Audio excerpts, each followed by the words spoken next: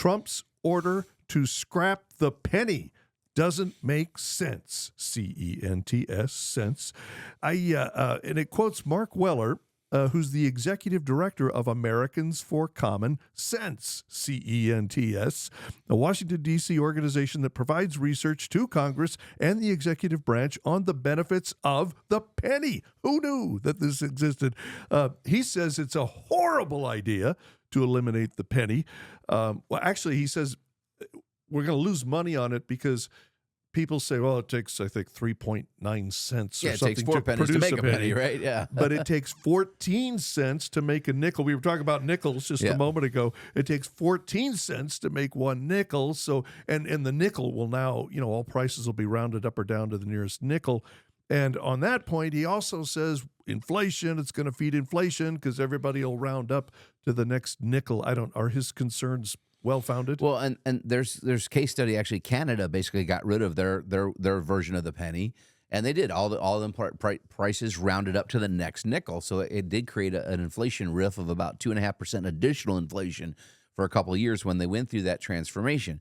But should we continue to mint pennies that cost us 4 cents, or maybe should we keep the penny in circulation? Right? Is there a hybrid answer here? And that's my philosophy: is let's keep the penny in circulation as valuable, but maybe not print as many. Right? Because actually, your point is well taken. Trump said stop minting the penny. He didn't say it's we don't want to wipe it out. So penny's still part of it. And let's face it, 92% of all transactions in America are digital.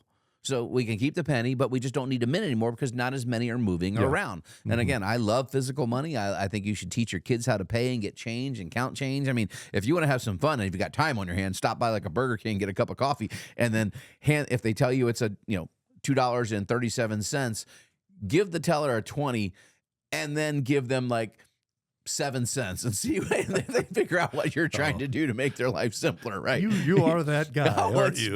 Yeah. Just for 10 minutes, you just want to watch them kind of freak out. Oh, my goodness.